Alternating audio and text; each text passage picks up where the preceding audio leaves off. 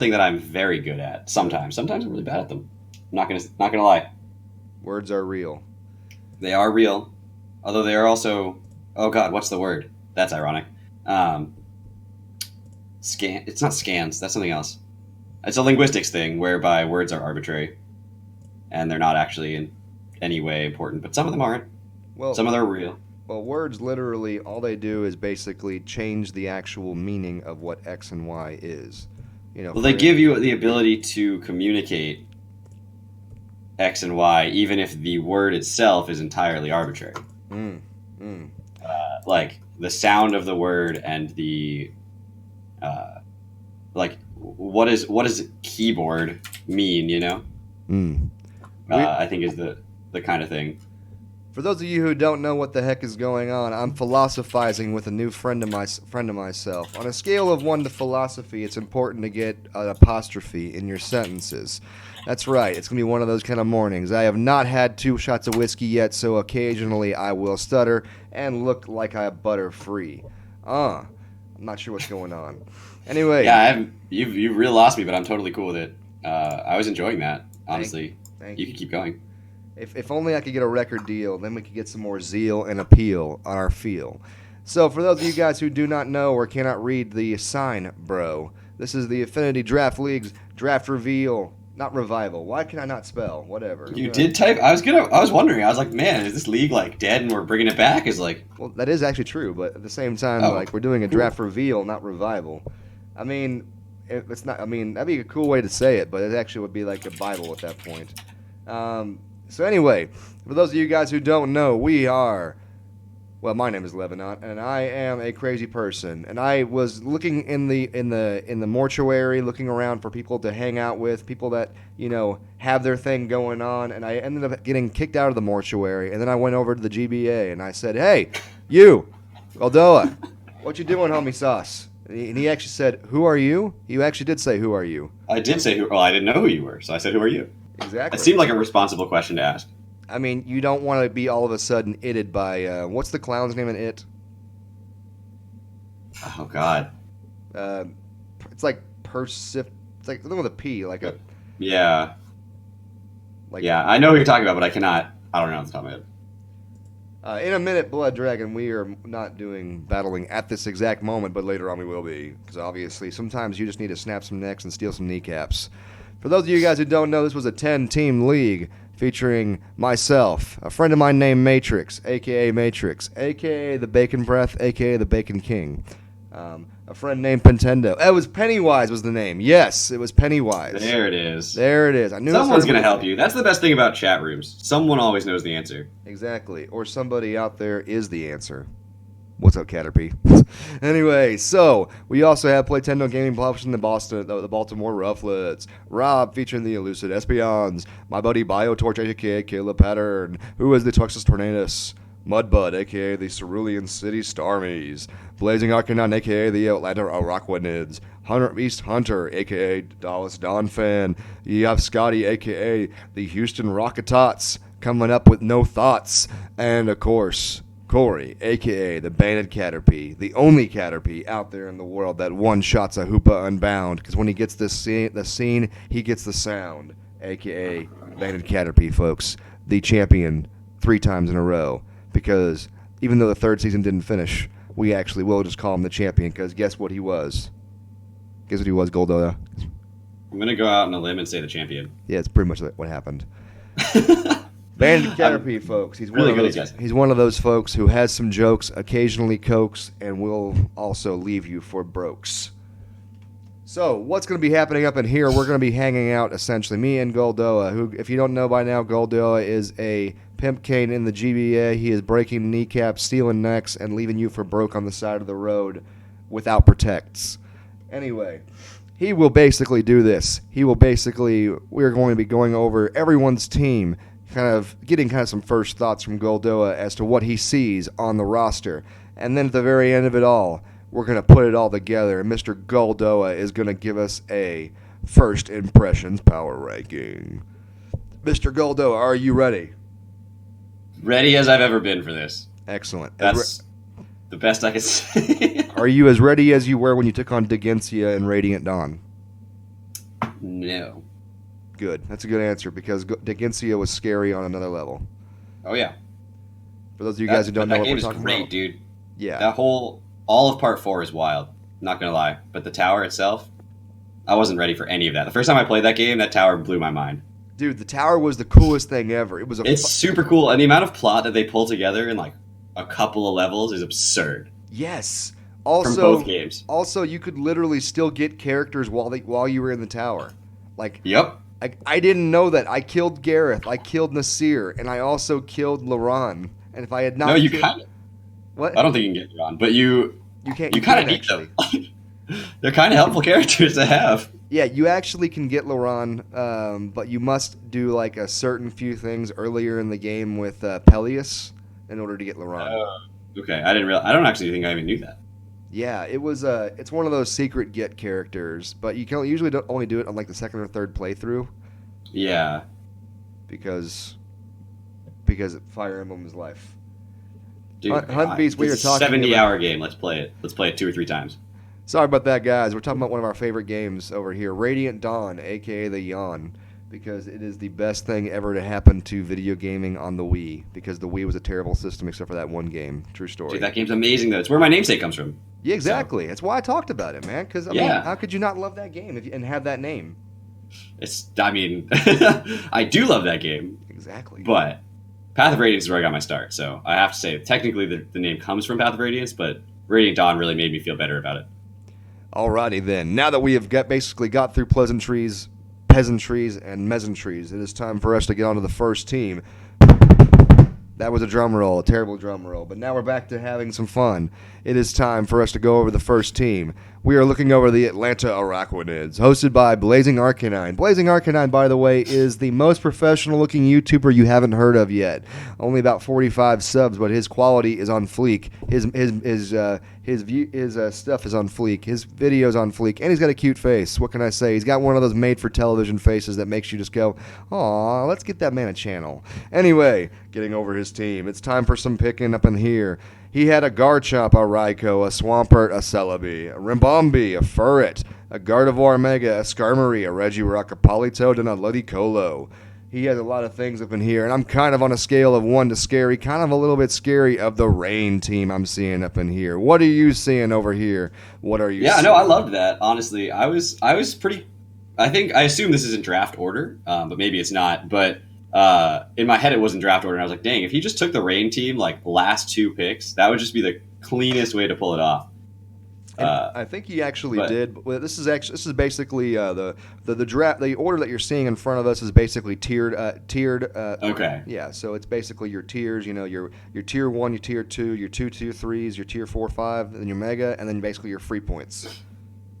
But right off the bat, if we wanted actual analysis, which I'm gonna try to provide, I guess, Absolutely. he has 0 outside of Politoed ice resistances, which is problematic when you've got a Garchomp sitting right there. But despite that, I think the mons he has are going to be able to take ice hits. Gardevoir doesn't care about special attacks, so if you're hitting with maybe like Weavile is going to be scary for his team, but outside of that, he's probably going to be okay, and he's got Scarm to take the physical hits. But yeah, Rain always a solid strategy. Works really well. Scarm in Rain is amazing. He's got the webs as well, so he can really make sure Ludicolo is the fastest thing on the field. You're not going to outspeed it with like something scarfed. And honestly, if he's that guy and he brings like Thunder on Raikou, knowing he's going to have the Rain, I respect the heck out of that. For it, I've never seen it drafted, but I was thinking about it, and Frisk is an underrated draft ability, 100%. Knowing the item your opponent has is amazing. So I want to see that thing put in work this season. I really do. I'm actually very excited to see what he can do as well. In all honesty, when it comes to a team like this, you know, the big 3 things I look at are basically what does he have above 100 in speed? What does he have available in priority? What does he have available in hazard removal and setters? And those are kind of the big 3 things that I always take a look at as far as like questioning from my personal self or versus my opponent, because those things do come into play every single day. So you got Ribombee, you got Celebi, you got Garchomp and Raikou all above the 100 speed. I know Gardevoir's like about like a 90-ish. Is that correct? Gardevoir's 100. Mega Gardevoir is. You're correct. Yeah, because 328 is Mega Gardevoir's top speed. So yeah, he's got plenty of speed on there. Plenty of pow pow. You know, people sleep on Rabambi, but you know, you get off one Quiver Dance, and all of a sudden you're pissing your pants. It's a real thing. Also, it's true. And his hazard stacking game is on point. I mean, anytime you have Skarmory, basically your hazard stacking game is on point. But outside of that, he's got rocks on Garchomp, Swampert, Celebi, Regirock. So he's got options. He's got webs on Rabombi, and obviously Skarmory's going to pull out some spikes as well, I'm sure, this season. So arguably missing toxic spikes not going to matter too much when his team has breakers like Raikou and Gardevoir and Garchomp. Like he's going to be fine. Exactly. And even Ludicolo. Is this a league where Z moves are any Pokemon can use them? No, we do have two particular Z move Pokemon. For Mr. We haven't notated the screen yet for those, but at the same time, it's one of those that I don't like. Z users are going to be Garchomp and Raikou. Let me just go ahead and just mark those real fast because it'd be easier, bro. I was going to say if he has Z Ludicolo, like that thing gets a kill. In the rain, that's just it. I think I'll mark those two later on. But yes, Z Ludicolo could be pretty fun. Garchomp could be interesting, but you know, Garchomp and Raikou being Z users definitely gives him some fun for sure. I know he's got options there. Z Thunder with Stab equals ouchie unless you're just able to switch in your ground type. Yeah, but watch you take that Z Fightinium Z or like even Ghostium Z from Raikou is going to hurt. Yes. And Garchomp kicks the power up to 11 when it gets a Z move off. So let's be honest, it doesn't need it, but it also does sometimes for non-stab like rock slides and things like that just need that little bit of boost, or a Stone Edge you don't want to miss, or a Poison Jab that just you want it to kill that Finny, like things like that. You just might need that Z move on Garchomp. It really does appreciate the power there. So.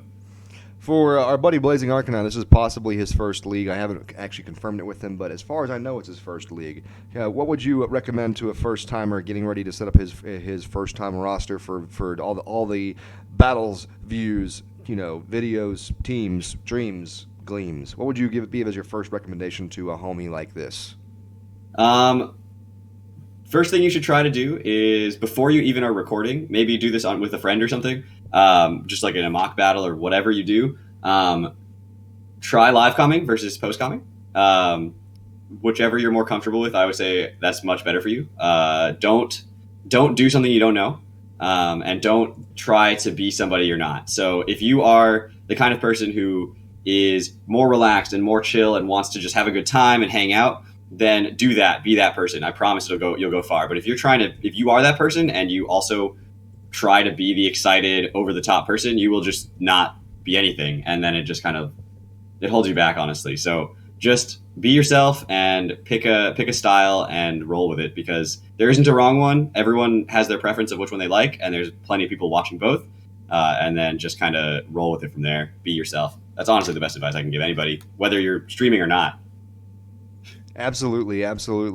Some solid words there from a player, hater, baller, whatever. He doesn't hit staller. Anyway, let's go on to the next team. We have our buddy Matrix, aka Bacon King 48, aka Bacon Breath, aka Bacon, aka Bacon, who is up here with the Carolina Rayquaza, with looking sick AF with his actual logo, which I actually kind of want to steal a little bit. But anyway, his team is going to be Landorus, Therian, Suicune, Metagross, Salazzle, Beware, Dusclops, Diancie Mega, Kyurem Black, Superior, Electrode, and Lipard. All I can say right now is my biscuits are broken, my heart is stolen, and I'm about ready to cry when I have to face this team. True story. What do you see, Goldoa? Yeah, that's a terrifying team, honestly. He's got threats, he's got offense, defense, speed. I think, honestly, Salazzle is an underrated mon in format. Being able to click Toxic on 100% of the Pokemon in the game is just incredible. But outside of that, its stabs are amazing, and it really honestly, if I had to pick a Pokemon that brings his team together, it's really Salazzle. Because he's got the options to handle the Stealth Rocks that are going to be coming up, which are going to come against him, because he's got things that definitely want to be chipped by those. Kyurem is really the big offender here, but Salazzle's another. but he's got options. He's got Serp as a defogger. He's got Mega Diancie as a magic bounce user. He's got Landorus as a defogger. So he's got options for those. And honestly, the bulk on the backhand is great. Couple of things to note about this team though. Knockoff, very free, and something he's definitely going to have to be able to play around. And he's definitely going to have to watch out for EQ spam. But Lando T loves to see that, especially if it's Z Lando, and I assume it's going to be. That thing loves both of those and would just love to switch in, eat a knockoff with a Z move, and proceed to run train or just switch it on EQ and not care at all. Now, his Z users on this team are going to be Kieran Black and Salazzle. So that is going to be what he's Lando. Okay. Yeah, so no Lando on that, but at the same time, I mean, obviously, Lando is one that you would think to want to pick because Lando is, something that you see on the ladder actually running Z moves very frequently. Obviously not always, but very frequently. This is one of the things I love about 10-team drafts is that in a 10-team draft, you really do have the opportunity to see more broken teams come about, especially if you have somebody who makes some rough picks in the draft, some head scratchers. If someone's making head scratcher picks in the draft, you very quickly get somebody who's able to get multiple high tier threats. And it becomes really a lot more fun, in my opinion, because it's like all of a sudden you're able to look at it and go, yes, okay, so you got all of these things, but what are you able to do with your back roster? And he's actually able to do something with his back roster because he has the threat 1, the threat 2, the threat 3, but he also has, of course, the speed in the back end to let things happen. For instance, I guarantee you that his sleeper threat of the season is going to be Superior. All right. And it's super weird to call Superior a sleeper threat. That thing's a threat all the time. Exactly. That's not actually a sleeper pick, but it's one of those that you're just sitting there thinking to yourself, like, what? Who the gerbil let this happen? Like, how many people screwed up their picks to let this happen? I'm joking, but I'm not joking. Also, you guys out there, you at the face. It's all your fault. You let Bacon over here just get that stuff. It's all your fault, you with the face. Great hazard dropping on there because Lando T, Metagross, definitely both are Pokemon that they're never handicapped by running rocks. There are some Pokemon out there. Even Mega Diancie sometimes has a slot for it, so. Yeah. Some matchups. Honestly, if I had to pick a sleeper pick on this team, it's going to be Beware. I've heard that thing puts in the finest of work. I've never personally drafted it, but it's bulkier than you expect, and it hits harder than you expect every time, so.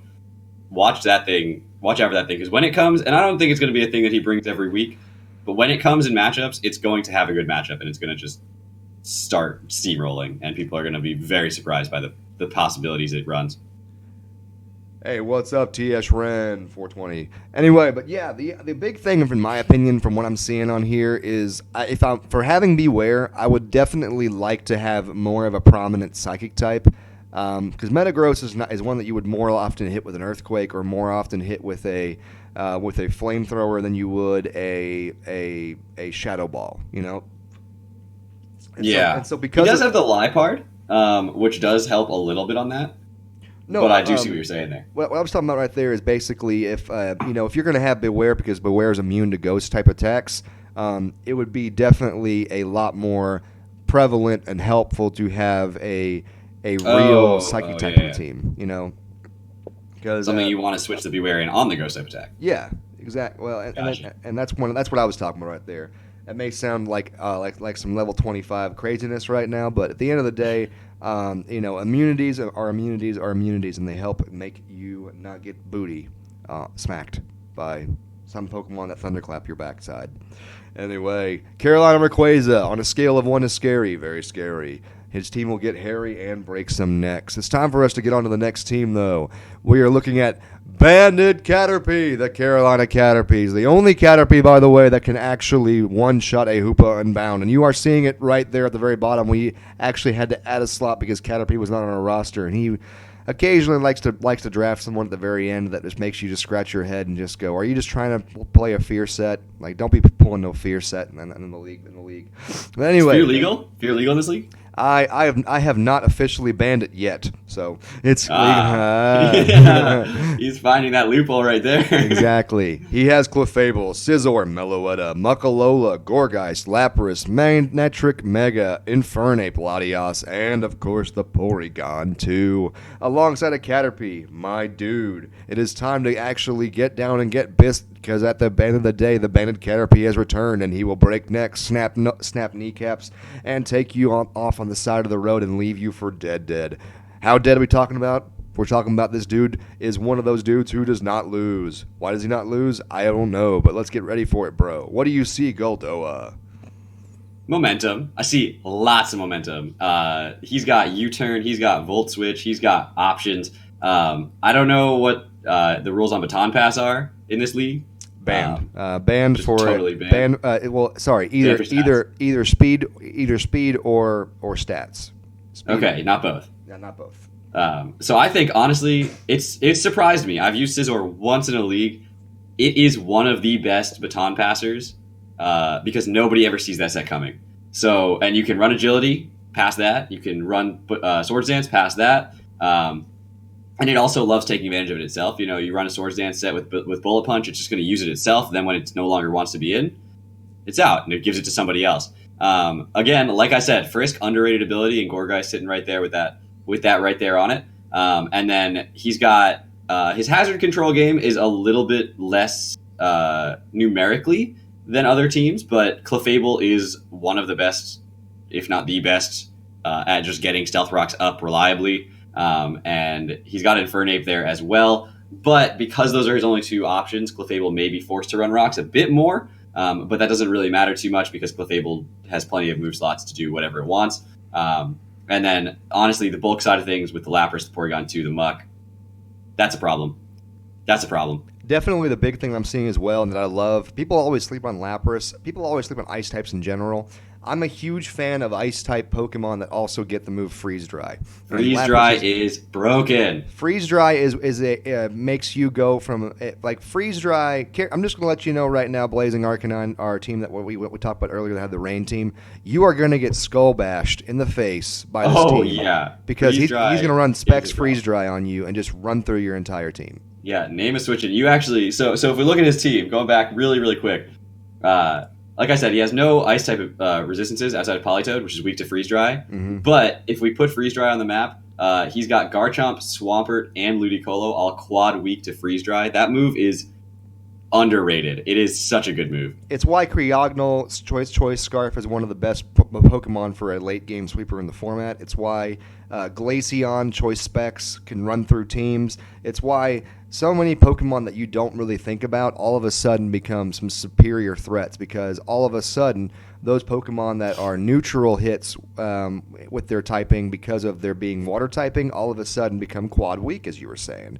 And it's and I think, honestly, I've seen people run Freeze Dry Mammo. They spec into special attack just for that purpose. Yeah. And obviously he doesn't have Mamoswine, but that is it's worth putting special attack in a Pokemon with basically zero special attack because of the move. Yeah, exactly. Now, I also do, on the other side, really like pairing the Alolan Muck with Scizor because Scizor, people want to run the Hidden Power Fire for Scizor. That's going to do 0 to Muck. Literally 0. Whereas, you're kind of like, okay, well, now I need to run a ground type attack. And for Muck, and then he just goes Gorgeist. I mean, he's got options for switch-ins. He's got this is a very creatively built but very well built team in my opinion. It's one of those that also fits his playstyle. I've known him for many years. Corey's one of my original HI bros. But on the scale of 1 to awesome, one thing that he will do is he will rock Meloetta in the pirouette form several times this season. Be able to come in, do the change, break your face off. Come in, do the change, break your face off. I've seen it happen many times where someone slept on Caterpie and Caterpie just basically 5-0'd them with Meloetta coming in and getting a late round sweep. He did it many times in the past. Do not sleep on Meloetta up in there. Meloetta obviously is one of the Pokemon that doesn't get very much attention, but it is also, remember, at the end of the day, a legendary who does get really high base stat totals. In fact, it is the highest base stat total Pokemon on his team, or actually after Latias. So it's one of those that you need to be aware of or mindful of before you get your face broken off. True story.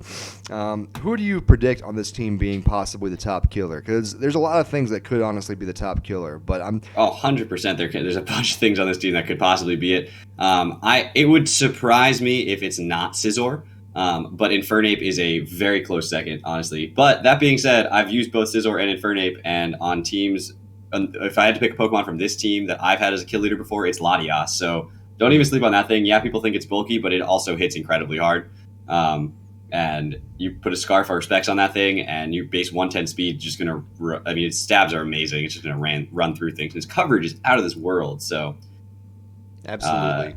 I have to say Scizor. My second pick's Infernape, and my third pick's Latias. It could be any of those. And I honestly don't know which one. Well, and then watch him just pop out Clefable as a kill leader. Who knows? Calm Mind Clefable kills things too. Well, yeah, Clefable is one of those mons that you literally have the ability to really set up with, because you're able to actually make it the variant that doesn't deal with toxic. It doesn't even know what's going on.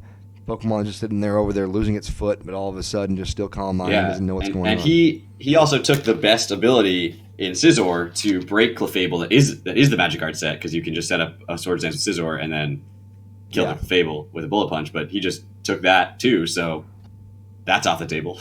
Right? Yeehaw. Let's move on. We have ourselves the Elucid Espeons, coached by Rob, a.k.a. Games Get Wrecked. He actually has a channel, but he is going to get saddled by me later this year, because I'm going to take him down. I'm coming for your kneecaps, Rob. He has ourselves Jirachi, Mimikyu, Flygon, Pelipper, Vikavolt, Flareon, Tyranitar Mega, Breloom, Excadrill, Luxray, and Bibarel. Now, if you're wondering when you look at his team, what's going on with his team, there is actually on his roster, he did incur a penalty during the draft. We basically made it to where if you did an illegal draft during the draft, instead of making you have to redraft the entire team and get banned from using those mons, we made it to where the Pokemon that was making your draft illegal, you were unable to use that Pokemon and draft it, but you also lost 20 points per occurrence from your draft pool total. So it was very important that you made sure to protect your points. Huh. That's a different and interesting concept. Well, one of the big things that happens in leagues is that oftentimes people just... There's two ways that it happens in leagues when it comes to draft penalties. You either have the team that they just go, well, just don't pick that Pokemon and we'll fix it, okay? We'll just pick a different Pokemon. It's okay. And then you have the leagues that go, yeah, you are no longer able to use any of the Pokemon that you drafted because you drafted an illegal roster. And that's usually what you see more often happen at Goldoa, just because of the fact that whenever you draft an illegal draft, you essentially have prevented anybody else from picking the mons that you picked. And I've seen that happen many times where people will do that intentionally to scrub a draft or scrub somebody from a style of play that they want to have seen on a team. So that's usually why they do something like that going on there. Now, that being said, that was not Rob. Rob just was getting a little too interested in the sauce that night, and all of a sudden just had himself a couple extra picks. So minus 20 is his draft point total. But he has Rachi, Mimikyu, Flygon, Pelipper, Vikavolt, Flareon, Tyranitar Mega, Breloom, Excadrill, Luxray, and Bibarel. So earlier in the draft we saw a rain team. What are you seeing here? Do you see a little sand coming from the rear? Well, he's got the Pelipper and the Tyranitar, which is kind of interesting, like putting those two together, whether he wants to specs rain one week and make his Vikavolt, literally just hit like an absolute truck. Or if he wants to go with the sand, he's got definitely options for that with the Excadrill on the backside. Jirachi does not object to either of those two weathers, in fact. Actually, those both pair incredibly well with Jirachi. And then even Flygon can take advantage of either of those two weathers. So certainly options there. But I think the one thing about weather teams, and I do mean this in a very... I think weather teams are scary, but I also think weather teams are only scary if there's an option for not running weather, just in case it's a bad matchup. Teams that are too dependent on weather become too predictable, in my opinion. And this team has that option, and I think that's a very valuable trait. If he wants to bring Jirachi, Mimikyu, Vikavolt, Breloom, even bring the sand like Tyranitar, but not actually run it like as a sand team, he's got that option. And I think that's a really valuable part of this team. Absolutely. One thing I do like is the opportunity that his team has to be able to basically switch up his style mid match or whatnot. Sometimes you run a team that you're right is 100%. This is what you're going to have to play. If you don't play it, it's just going to be really freaking awkward. And that works in the ladder because in the ladder you're preparing a team for the entirety of the world, right? It does not work in League because someone goes, all right, you're running a sand team. Cool. I'm going to run Choice Scarf Ice Beam on every single Pokemon, and I'm going to win. Yeah. I'm just giving a generic example right there, but that's just kind of what you see sometimes happen, where somebody pulls a team out that is just way too dependent on one type of format and style, and that does not work out for a while. But I will tell you this, plenty of options as far as hazard removal setting. Has of course the opportunity to use the Haxrachi sets that are always annoying, scary, and hairy. Hax is a win con. What? Hax is a win con. Yes, Hax is a win con. People always get upset when they're like, what do you mean you hacks me? I go, yeah, that's why I use that move. That's why you use Water Pulse instead of HP Water if you ever have to use that. Why? Because Water Pulse has a chance to confuse you. Duh. Yeah, there's that chance exists. I mean, it's just, I don't know. It's simple math. Also, Jirachi, I don't know. This is a question for you. I got a question for you going back towards this. What is your definition of hacks? I would say a definition of hacks would be, when I say hacks, I consider anything that's a roll hacks. When I say that, I'm not saying it as hacks no, I'm saying. Well, no. I'm asking this as a legitimate question. I'm saying is the secondary effect of a move occurring the hacks by default, or is it the more unlikely scenario of the two? So, for instance, let's say you click Sleep Powder, right? Right. And so the move will put the Pokemon to sleep, but it's only 75% accurate. So the Pokemon you miss, right, that's hacks, right? Because that's the less likely scenario. So you're saying that the lower of the two percentages is what you're talking about. Like for instance, yeah, that's usually how people seem to be upset about it. Right. People are upset when Sleep Powder hits and then they get 3 turns of sleep, but they don't call it hacks. They call it hacks when their Sleep Powder misses and they're now upset, or their Toxic misses.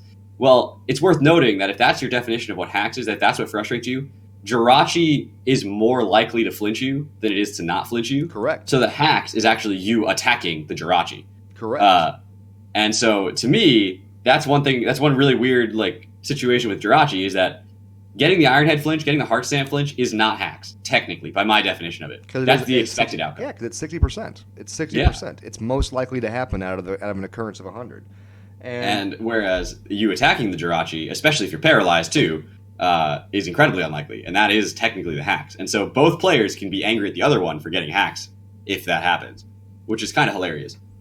Oh, absolutely. And I understand what you're talking about. That's one thing I like about these kind of things. I'm super glad that we did not let him get Jirachi Togekiss. I mean, I know Envy has run that many, many times in many leagues and basically just ran through people because he literally just goes, oh, hey, you guys let me get Jirachi and Togekiss. Let's have some fun. Ha ha ha ha ha. Dude, I just drafted a Sawsbuck because I wanted Serene Grace. Nice. It's real, dude. Serene Grace is a broken ability. It really is. There's a reason why Shaman Sky isn't Ubers, and it's only because of Serene Grace. Yeah, well, it's also because Seed Player is way too powerful. Well, yes, but but come on, take away Serene Grace, and all of a sudden, it becomes you get Shaman regular. It becomes a like Landorus Incarnate absent Sheer Force. Still a great Pokemon, but not quite the pow that's going on.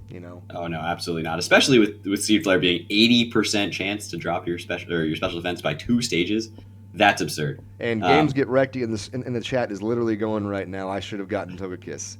Yes, you should have. If you could have. Thank God you did not. If somebody Togekiss? I'm looking at it.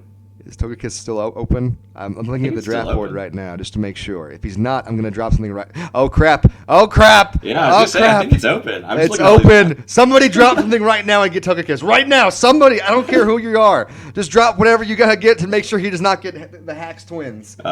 Now, it's also worth noting that he has the most Thunder Wave support for this Jirachi. I know. Yes. Vikavolt is a very nice one. He does have, of course, some slower Luxray ones. gets it. I'm pretty sure Tyranitar gets it. I'm pretty sure Yeah. Vikavolt gets it. I think Mimikyu gets it. Like, he's got options for not even running that move on Jirachi. And that would free up Jirachi to be something like Assault Vest, and make it like impossible to kill.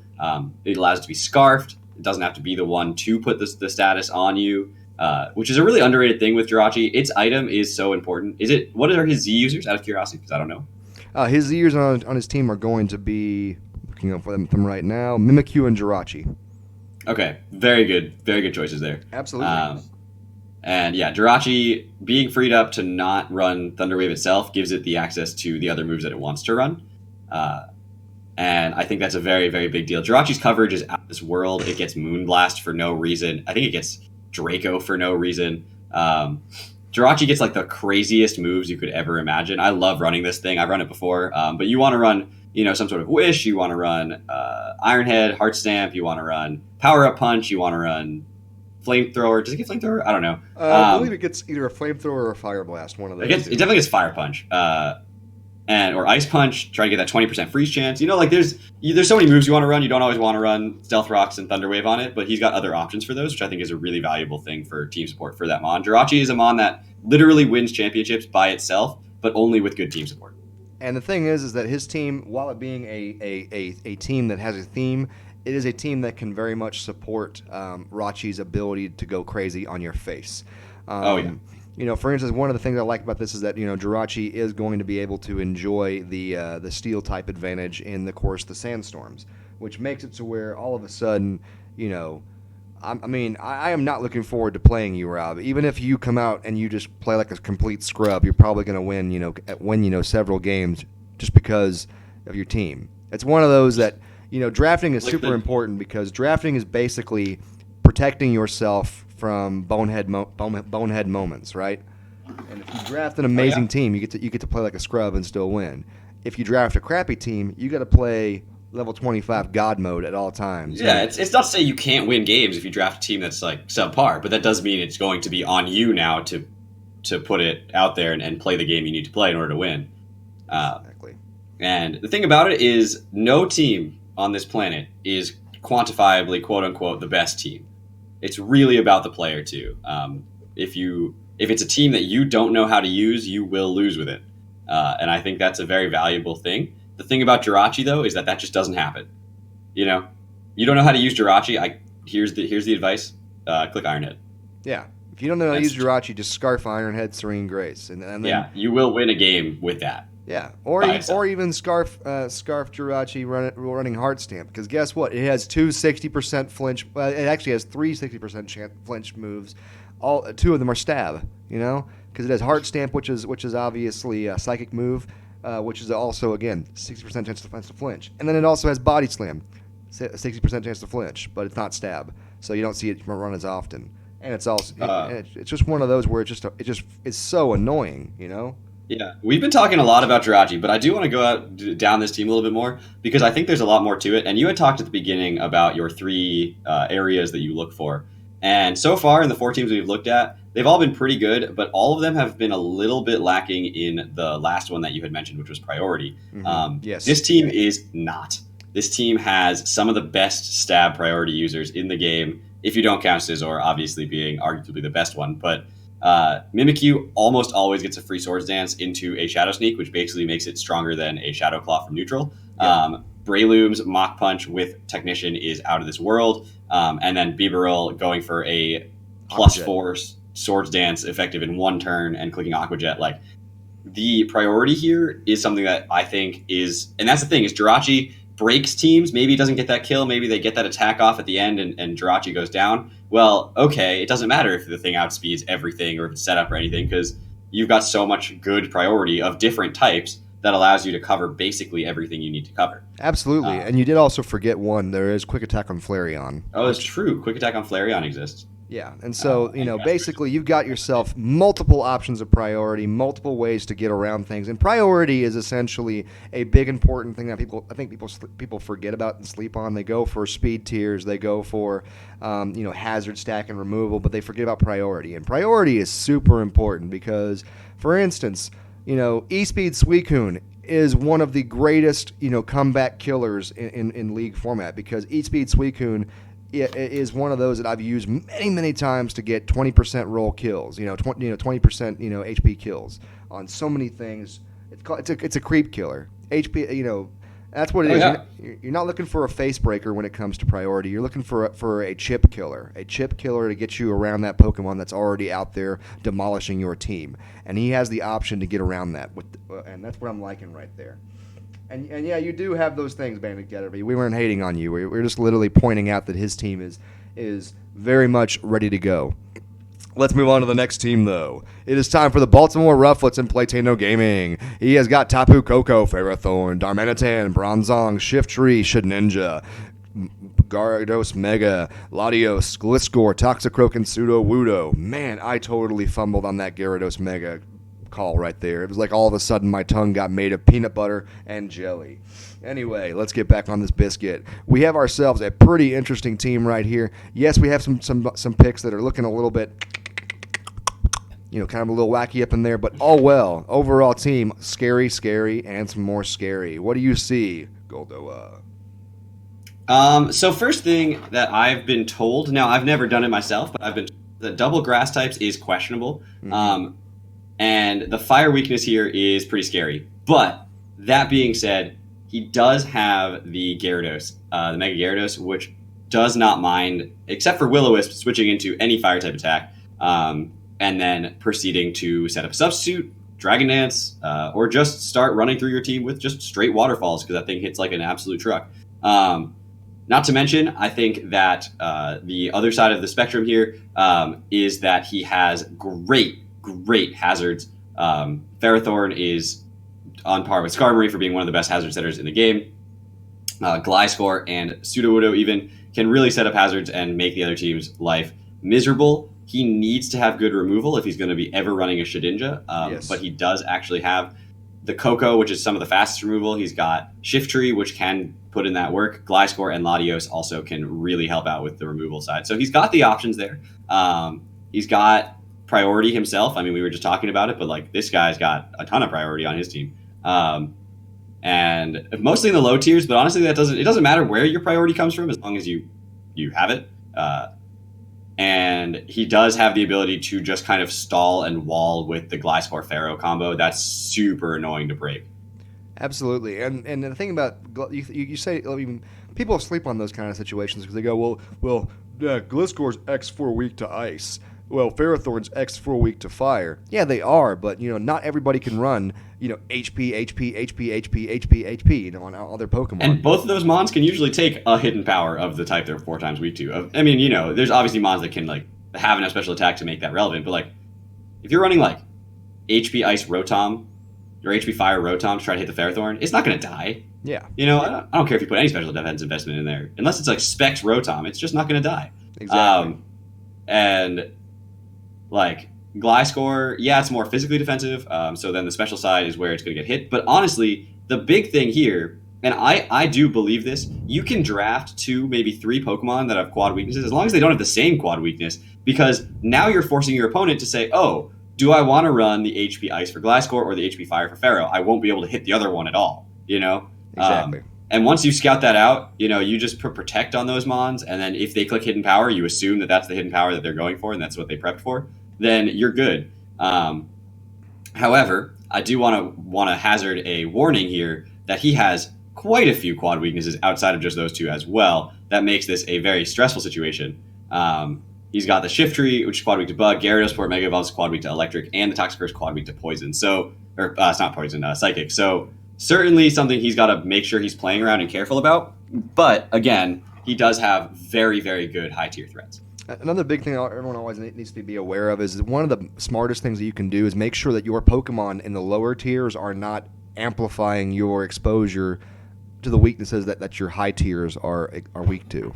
That's one of the things people always often do wrong or can do wrong. He doesn't really do it too much here, but he does, of course, with his picks in the low tier, make Ferrothorn just a bit more exposed. Because now I'm not really nervous about running a bunch of fire attacks on my team against him because of the fact that he has the Bronzong, the Shiftry, the Shedinja. I mean, it's like, whatever. I'm cool with that.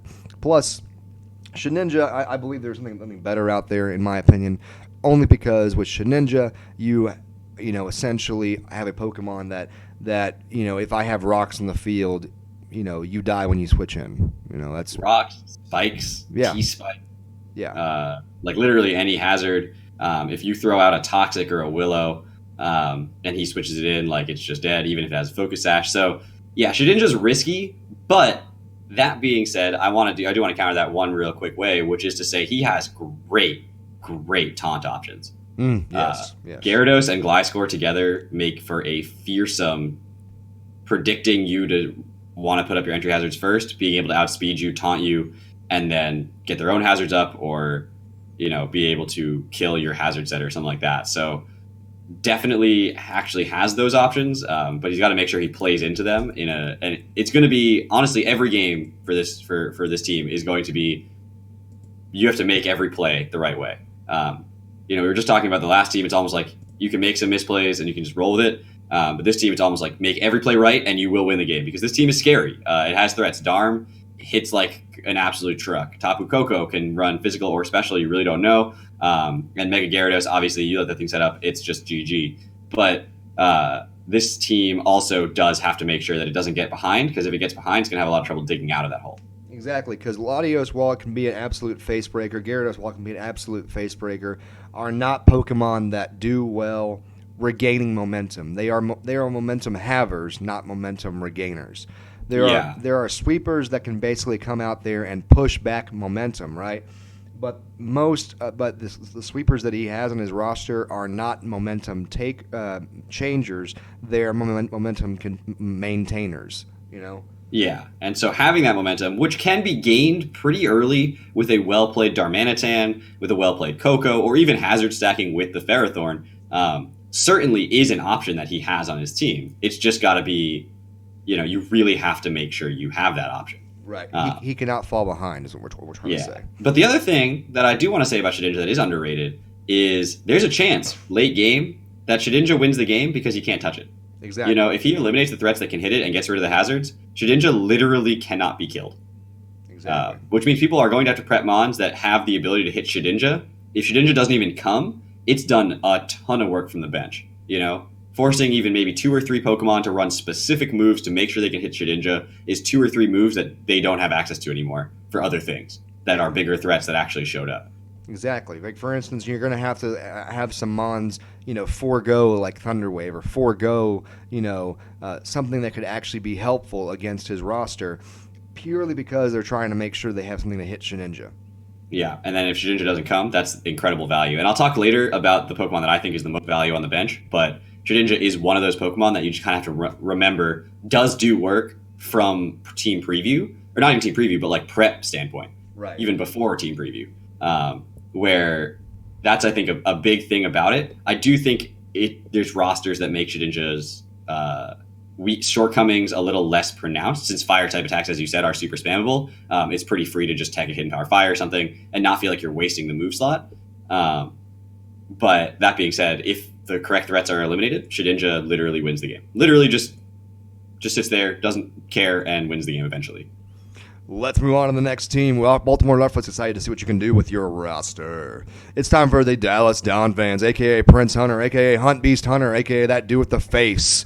He has got himself a Celesteela, Alolan Ninetales, Jolteon, Donphan, Rotomo, Quagsire, Heracross Mega, Arcanine, Salamence, Mailtank, and Mychiana.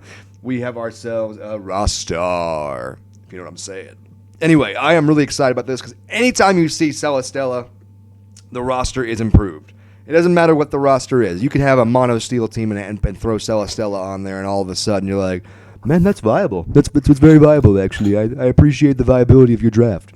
But, that's one of the things that I see, man. Right? What? You feel the same way, man? It's like one of those when you see Celesteela. You're like, no, it's a pain. You have to prep for Celesteela. Yeah. But the difference between Celesteela and Shedinja that we were just talking about, Celesteela, you prep for it, and then it shows up and still does work. Yes. Yes, like you can build your entire roster for Celesteela, and Celesteela just comes out there and drops her big girl thickums on you, and then you just can't do a damn thing. It's Now, one thing I love here, is the support for it. Putting it behind Veil is the scariest thing in the world. But also, coming in with the Jolteon with the electric immunity, as well as the Donphan, or the Arcanine with the fire immunity, or the Miltank with the fire resistance, like, he has support for its weaknesses, and that's a problem.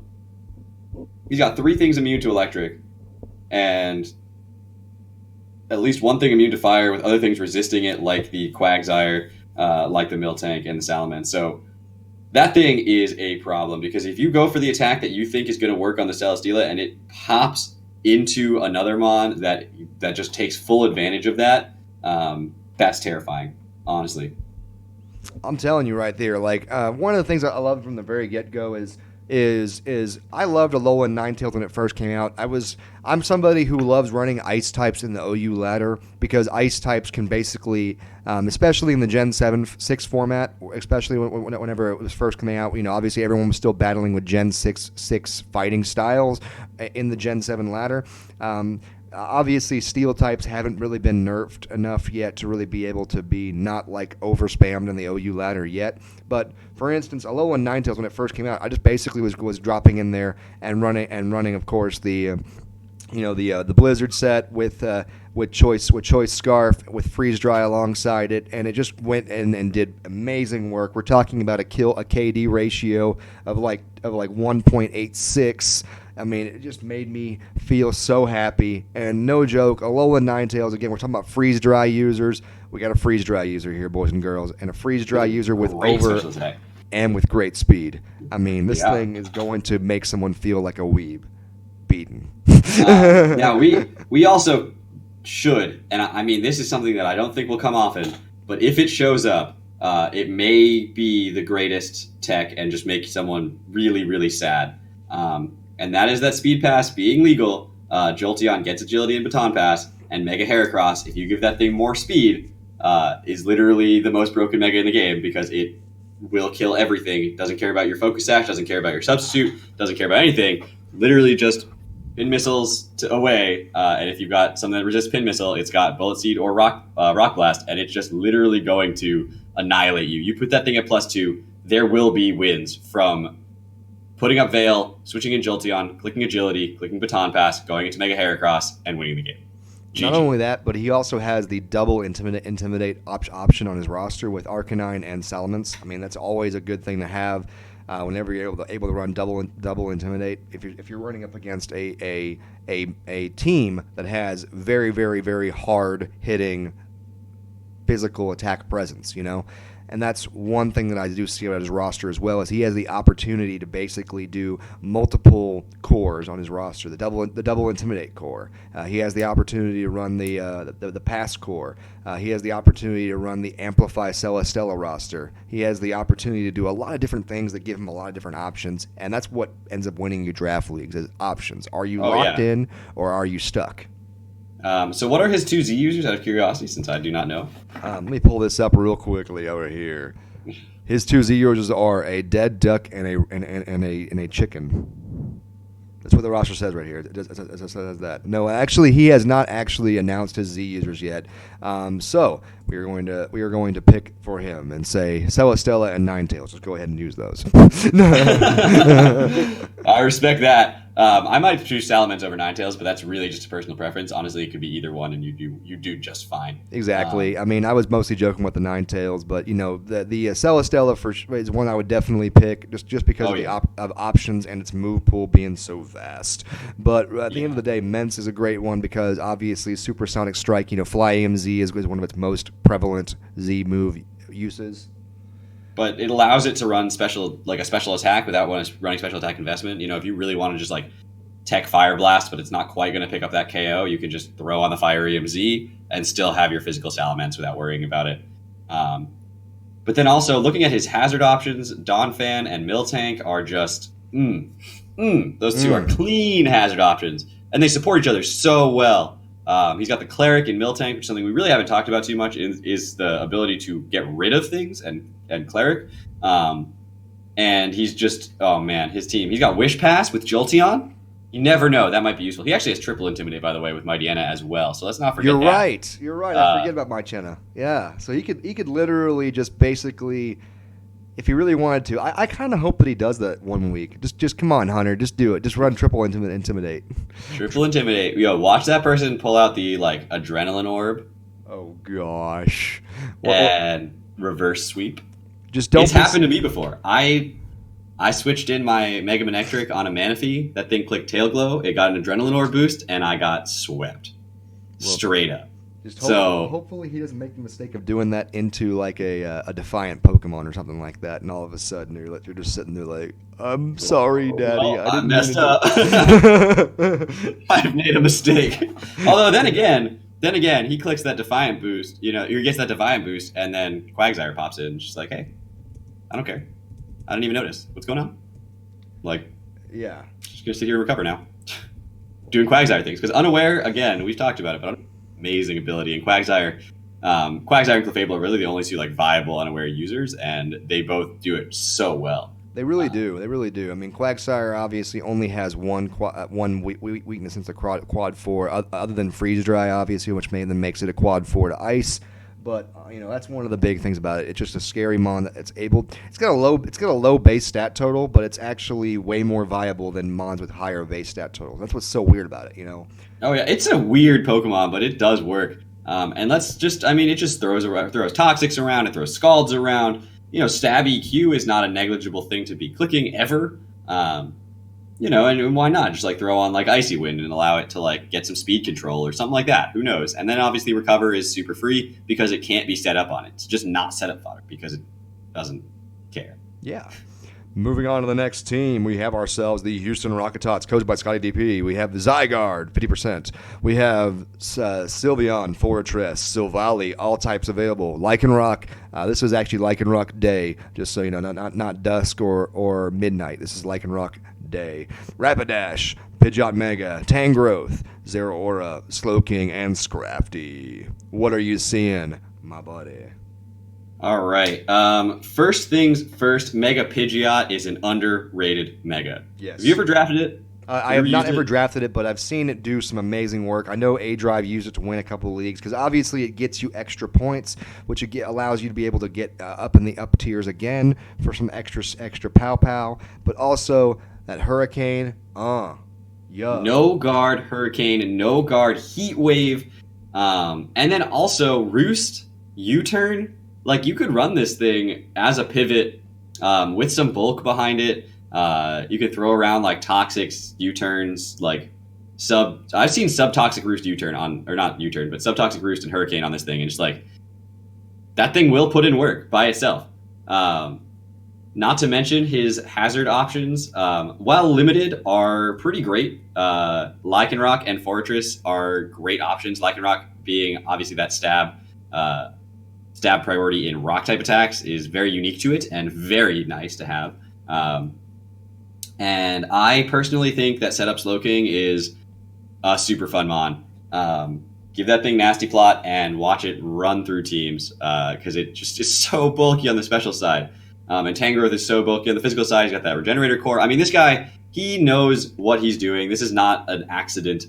This team was very well planned. It's clear from the beginning that from top to bottom, that he had a draft plan and he executed, and that works out really well in his favor. I think he's got the one thing that I would hazard here is that his knockoff options, while great in Tangrowth, Zeraora, and Scrafty, are also very limited. And that also means that he's like, does he have to run more physical Tangrowths? Because he wants to run knockoff on it? Does he not care about the damage output from knockoff and still runs the special Tangrowth? And Tangrowth can be run either way, but that's kind of the thing that like you want to be able to run those kind of things mixed for any particular matchup, and he still can, but it's a little bit different. But I love his pivoting between Silvally with Parting Shot, which is such a good move, Sylveon with Baton Pass, and Mega Pidgeot and Zeraora.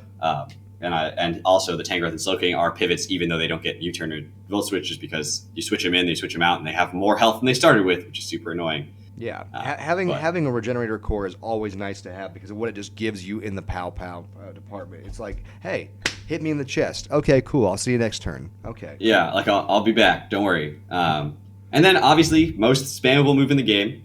This is a debate that I've had a very, very, very long time. Which is more spammable, do you think? Hyper Voice from Mega Gardevoir or 1,000 Arrows from Zygarde? 1,000 Arrows from Zygarde, simply That's because of what the I fact think, that there's there is no switch into it because it hits all flying types. Yeah, and then it knocks them down. So if it's like a Skarmory switches into it, the next turn it's weak to it. Yeah.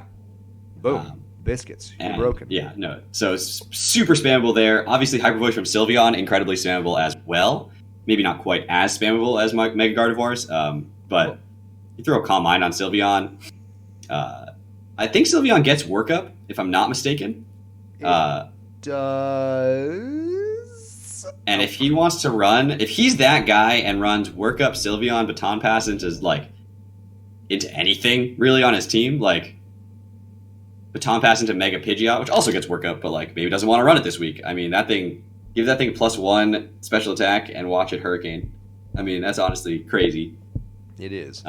He would literally he's got the Pow Pow on his roster is what I'm trying to Oh, yeah, no. This thing has breakers between Mega Pidgeot, Zygarde, Sylveon, and Zeraora. It's got walls and Tangrowth and Slowking. It's got hazards. It's got removal. It's got pivoting and momentum. It's got it all. And like you said, don't forget about that priority. He's got Lycanroc, which has good priority. Crafty, which has decent priority. I mean, it's just fake out, but like priority is priority at some level. Exactly. And he's got Zeraora, which learns Quick Attack. Don't sleep on that. And Fake Out. Oh, and Fake Out. True. And then Zygarde obviously has E-Speed. So certainly options for priority there. And Sylveon also gets Fairy-type Quick Attack. Yes, it does. It gets Stab Quick Attack, which people sleep on. If you Yeah. really, I mean, now obviously it's not a mon that's great at the physical attack investment or whatnot, but hey, a Stab Quick Attack is a Stab Quick Attack. Don't sleep on it. Stab boosted, it's almost like a Technician boost. Maybe not quite as big, but like it boosts it by 20% and throws it onto a Fairy type. I mean, you hit a Dragon type with that, hit a Hydreigon with that, you're probably doing about 40%. Yeah, that's very true. That is very true. This roster is from top to bottom scary, and that's one thing I love again about smaller league drafts. This is only a team draft, and so you do see opportunities for more well-crafted teams, so more or less. And that's one thing I like about these smaller drafts is that you do see that kind of thing happening. And clearly it happened here, as you could tell that Scotty really did not have to deal with too many snipe opportunities or too many, oh, well, this happened, so I need to repick this entire strategy, and that's really awesome. Plus, Fortress, don't forget, can be an amazing Custap killer. Oh, true. Watch that thing Custap explode. Yep. Speaking of Custap, we didn't talk about it with the Donphan last time. That's my favorite set with Don. Custap Donphan is amazing. Does so much work. One mod I really love with the Custap is also Dusk Noir. That's a different story. Scotty, great draft. We have 2 more teams to go over left, and then Mr. Goldoa will give us a first impressions power ranking. We have the Texas Tornadoes featuring BioTorch, a.k.a. Caleb. I see you out there, Caleb Pattern. Hey, buddy. It's Tapu Fini, Hydreigon, Espeon, Gligar, Electros, Weezing, Venusaur Mega, Victini, Durant, Ditto, and Hitmontop. Now, he actually was here, another person who was penalized for illegal drafting, you illegal drafter. He actually, at the very last pick, picked up Nidoqueen, ignoring actually having a tier 5 on his roster, so had to forfeit 20 points and go on from there. But what do you see from a first impression stare? All right, I have to talk about it before I talk about anything else, and that is Ditto. Ditto is the best value mon in the game. Not necessarily the best mon in every matchup. In my opinion, if Ditto comes to more than about 4 to 6 matchups per season, you're trying to do too much with it. This thing doesn't come that often. But that being said, there is no limit to the amount that Ditto does to a person when they're prepping. You cannot ignore it, or you will lose to it. Yes. But if it doesn't show up, what he effectively has done is brought a 7th Mon, because you have your sets all built to deal with it, and it doesn't even come, and you're just stuck now with like sets that are not optimal because of Ditto. That being said, Ditto also gets you so much information in the matches that it does come to. It shows you entire movesets, which can really help you gain information about, oh, maybe I think, okay, this is not a moveset I was expecting. Maybe they're specs, maybe they're whatever, and you can try to gauge what item they are, what spread they are, based on the amount of damage, things like that. I mean, this thing is incredible. But also seeing what moveset a certain Pokemon is also gives you insight into what the rest of the team is as well. Like, 100%. Like, wait a second, he's running the fire, HP fire on this Pokemon, so he's probably not running it on this Pokemon over here. Or maybe you know what I'm saying? I mean, it doesn't give you 100% accurate, but it does give you more insight into what maybe they were thinking about right there. Now, recommendation, Ditto is the Pokemon I've drafted most in League format. Recommendation, make sure whenever you're setting your Ditto, set the hidden power you want. Ditto will get its own hidden power based on its own IVs if the Pokemon you're facing has a hidden power. So if you think that you're going to be facing down, let's say, a Tapu Koko, and you think it's going to have hidden power on it, you run HP Ground on your Ditto, you will get hidden power Ground when that Koko comes in. So make sure you run it that way. Set the hidden power you want, because that is the hidden power you will have, not theirs. You won't get to see which one they have, but if you see that they have hidden power, you can kind of guess based on your own team what hidden power it will be. But let's not just get stuck on that. This team is a team that looks like teams I've drafted in the past. I love all of these Mons, top to bottom, personally, for my own personal reasons. I've used so many of them in past drafts and had so much fun with them. Mega Venusaur is so thick. Yeah. It doesn't die. Yes. And the weaknesses it has, which are basically psychic and flying, and that's about it, are just going to get stopped by his other Mons. Victini or Durant or Weezing for the flying type attacks, they're physical, or Electros or Hydreigon for the psychic type attacks, or SBM for the psychic type attacks. Nothing is getting through, and Venusaur Finny is crazy. Venusaur likes not being status itself, but honestly, I do think Venusaur likes statusing other Pokemon or having other Pokemon being statused. So Finny is a risk here. But that being said, Gligar appreciates not having to worry. Actually, Gligar doesn't get the bonus of it, but Gligar appreciates being able to set up freely, which it gets opportunities to do because of the ability to switch into the Finny on any sort of hidden power ice that's coming after the Gligar. He's got knockoff options for switch-ins, like the Hitmontop and the Hydreigon, which I assume is one of his Z users, but again, I have no idea. And if it's not Victini Hydreigon, I'm surprised, I guess I should say. It actually is Victini Hydreigon on him. I was going to say, based on this team, those are the two Mons that definitely appreciate it the most. I could have seen Espeon, like, maybe, or Finny if he really wanted to use Tapunium Z, but if it wasn't Victini Hydreigon, I was going to be surprised. But Z Hydreigon does mean that you have a very good knockoff switch-in, because it can't obviously be knocked off and takes the lower damage from that. But then again, Mega Venusaur is just a lovely knockoff switch-in to have, no matter what, because it doesn't care. And then it clicks Synthesis and continues to not care. And then you forget that thing has base 122 special attack. Like, that thing hits like a truck. With zero investment. Zero investment, Sludge Bombs are doing a ton of work. Not to mention, it's got base 100 physical attack too. Let's go ahead and run Earthquake. Let's go ahead and run Knockoff. Let's go ahead and run Power Whip. Like, that thing has a good physical move pool, and it really doesn't mind having the ability to do that. He's got good burn options, which is something that we don't talk about too often, but different statuses are kind of important. Mm-hmm. And Weezing is amazing for that, in all honesty. But even Victini doesn't mind running Will-O-Wisp every once in a while. And Hitmontop is amazing as well for handling physical threats that the Finny doesn't want to deal with. And I just think there's a lot of synergy here. The team itself looks, on paper, maybe less threatening than some other teams, just by like virtue of it. But as a whole, I do think the sum of its parts the sum of the whole is greater than some of its parts. The whole is greater than some of its parts. That's what I'm trying to say. Well, and to back that up, I'll say this: this is probably the best Fire, Water, Grass core in the draft, in my opinion. Finny, Venusaur, and Victini is an amazing core, because you have two walls and a breaker, and even the breaker is one that could be a wall if you want it to be.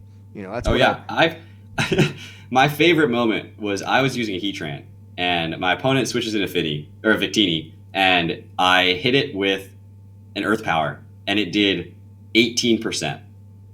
And I was like, what? Assault. Turns out he was just HP, assault vest, and special defense invested, and that thing literally didn't take damage from a Heatran. And I was like, are you kidding? Like, that is nothing. That did literally 0. And, that thing, base 100s across the board, you forget that you can spec it any way you want.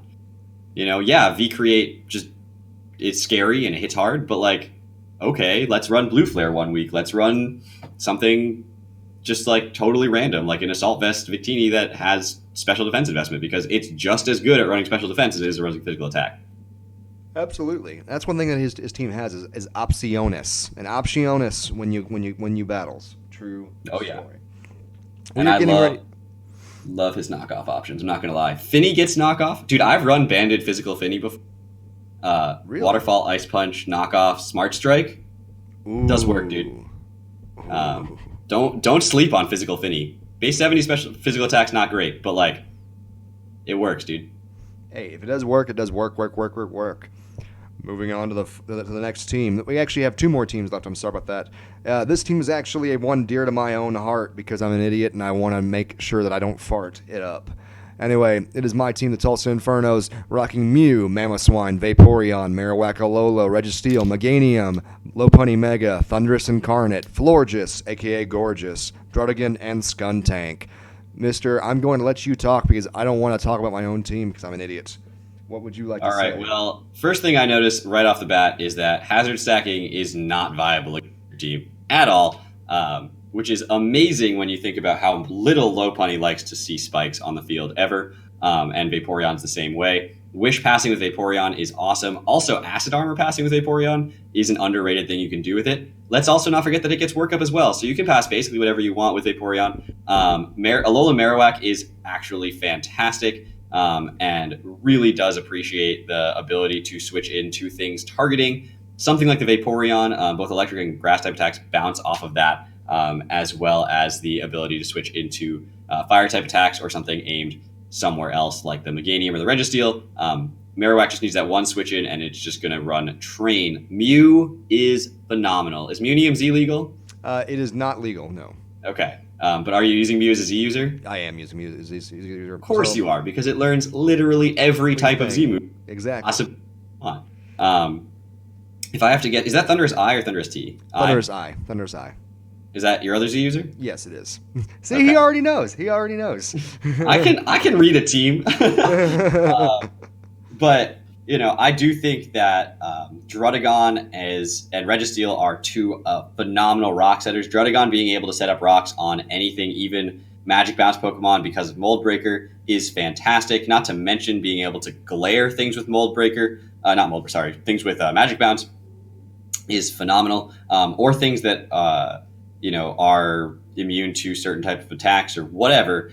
Being able to glare those is fantastic. And Druddigon is such an underrated mon because the 3 abilities it gets are all incredible, which is so silly because they're some of the best abilities in the entire game, and Druddigon is just like, yeah, whatever, I got all of them, don't worry about it. Meanwhile, the defensive core I think is really on point. Registeel Florges is terrifying, but don't sleep on Meganium. That thing will set up screens or set up leech seeds or just be generally a nuisance, and if you ignore it, you will lose to it. Maybe not by itself, but with some team support, it is very scary. And like I said before, freeze dry Mamoswine is a thing that you can choose to bring at any moment, and it loves to see, it does even if it doesn't kill, it's got Ice Shard on the backside. So honestly, this team is terrifying, top to bottom. Good offensive options in Thundurus, in Mamoswine, and in Lopunny. Good defensive options in Registeel and Florges and Druddigon. And then good, breakers in things like the Marowak. That just, it's a well-crafted team. Aw, you get me all red-faced up in here. Oh, man, gonna make me want to send you a box of flowers or something like that. Sheesh. Only expensive flowers. Okay, obviously. Okay, I'll send you a rose from the nation of Dayan. I'll send you a Dayan rose. There you go. Dayan rose. You support Ashnard here? I'm not supporting Ashnard. I'm supporting Micaiah. The true scion of Laron. Sorry, we're getting a little nerdy up in here, guys. Getting a little nerdy up in here. It's been a long time, guys. It's been a long streak. Anyway, last team is going to be my buddy Mudbud, coming back from the dead and occasionally going to get that bread with the Cerulean City Stormies. He gets Tornadus Therian, Rotomois, Shaman, Tyrantrum, Licky Licky, Volbeat, Gallade Mega, Heatran, Nidoking, Drapion, and Primarina, a.k.a. the Mina. Yeah. That fell off right there, but just go with it. Anyway, I'm roll with that one. I'm just gonna push through this one. What are you seeing? Torn T is fantastic. Regenerator, as we've talked about before, is an amazing ability, and its coverage literally out of this world. Just, it's insane. Can I ask what his two Z users are? Because while I see Torn T, the other is a toss-up. He picked up Torn T and Heatran. That is a reasonable choice, because Heatran does a lot of work. Yes. So does Primarina, so does Tyrantrum. So I could have seen a couple of options there. Now, he also has that Wish Pass with Licky Licky. He has the Tail Glow Pass with Volbeat. He has he's got options there. And Mega Gallade is a ridiculously strong Pokemon. I believe its physical attack is base 165. It's got inner focus, so there is no like fake out flinching or Iron Head flinching with Jirachi on that thing. I love that. I love the interaction when someone's like, "Oh my god, this Gallade will not flinch with my Iron Heads." And you're just like, "Yeah, because it's impossible to do so." Inner focus, while not that useful all the time, is an ability that when it comes into play is fantastic. And let's not sleep on Scarfed Head Smash Tyrantrum. I'm looking at the other teams. I'm looking at them. And I think Metagross can take one. I think physically defensive Skarmory can maybe take one, but even then it doesn't like it. Like, Scarfed Head Smash with Rockhead is absurd. And if you don't want to run Scarf, that's fine. Run Dragon Dance. It can probably take any one hit you're going to face. Just throw on the appropriate Resistance Berry and set up a Dragon Dance, and now you're a +1 speed and +1 physical attack. And now there is no such thing as a switch-in. Meanwhile, if you want to talk about other breakers, he's T, which is an amazing pivot and breaker. He's got Primarina, which is arguably the best water-type breaker in the game. And he's got Mega Gallade, which is an amazing sweeper and breaker, depending on the matchup. And then he's got pivots in Rotom Wash. He's got Wish on Licky Licky that he can pass around, as well as Heal Bell. That thing gets it from, I believe, XD Gale of Darkness. And so you can run Heal Bell on Licky Licky as a cleric. He's also got Shaman as a bit of a cleric as well. He's got Toxic Spikes. He's got Stealth Rocks. This guy he's got power. There's no two ways about it. His team, top to bottom, it's not hyper offense, but it's as close as we've seen this entire draft. And hyper offense can actually win you some serious games just because people aren't expecting it or really don't know how to prep for it. And one of the things I've always talked about on my streams with my fans and my friends and whatnot is that offensive pressure wins you matches, right? If you're able to continually put offensive pressure upon your opponent now has to basically mitigate their strategies. And that's what you do whenever you're doing that. You're not actually really making yourself that much of a fearful threat, but you are essentially, with each time that you put offensive pressure upon your opponent, you are forcing them to once again have to mitigate their own concurrent strategies. And that is something that you win. That's how you win in draft leagues. That's how you win in all formats, is by putting offensive pressure upon your opponent. Maybe you don't have the tools to break them in half, but you do have the tools to keep putting pressure upon them and force them to make the move. Right? Yeah. And so when you see that, one thing to think about is, like, if you're clicking something like Hurricane with Torn T, and the other Pokemon is clicking Roost, is clicking Recover, whatever, because it needs to every single turn, they're literally waiting and hoping that you miss. You have all of you're in the driver's seat, you have all the power here. You are more likely, in this case, maybe not with Hurricane, but with other moves, you are more likely to get the hacks of a crit, or in Hurricane's case, the confusion, than you are to miss the attack. And, like, they are now hoping that you get unlucky, and you are just sitting there winning the trade every single time. And, maybe Hurricane's not the best example, but something like a close combat from Mega Gallade, you're just waiting for that crit. or even just like Earth Power or Sludge Wave from Nidoking. I mean, that thing hits way harder than you think it does. So Yeah, sheer force, baby. Yeah, it's a scary mon. And I do think this team has the capacity to just kind of eventually break a team. But let's not ignore Tailglow into Tornteed. Ooh, baby girl. Ooh. Like that's or even Tailglow into Shaman. Give me that +3 Seed Flare, +3 Air Slash, +3 Earth Power. Like, thank you very much, and I will see you next week when you have when you're 0-1. Like that's. And the sad part is that he actually has one of the best mons to switch into Shaman on his team already. So that removes it from the pool option. You know, he has Heatran. Heatran's a great mon to switch into Shaman on, and he already has it on his roster. So dang it, it's like, what do I do? What do I do? Yeah, its coverage moves are crazy, and it's going to be, if you get that thing to a couple of, if it likes to boost, it really kind of needs just a little bit of power boost sometimes, and Volbeat can give it a lot more than a little bit. Let's just be honest. Sheesh. Well, it is that time of the stream, folks, where now I'm going to look at Mr. Goldoa and say, Mr. Goldoa, let's give us a first impression power rankings, 10-1. We're going to start at 10 and then give it all the way to 1. All right. Obviously, I was not prepared. Obviously, at the end of the day, we're not actually going to be 100% serious on this. This is just first impression type thingies of what you think could be effective, what do you think needs some work, and who needs to twerk it up. All right. So I'm going to go with, we'll start at number 10. Mm-hmm. And I'm going to put, I don't think there's a bad team here. And I think the reason that the thing about it is a 10-team draft, there rarely is a bad team, because there's so many options that people can grab. But I am going to put the Baltimore Rufflets at that number 10 slot. I do think that there's threats there, lots of threats. And any team with Coco is a problem and should not be taken lightly.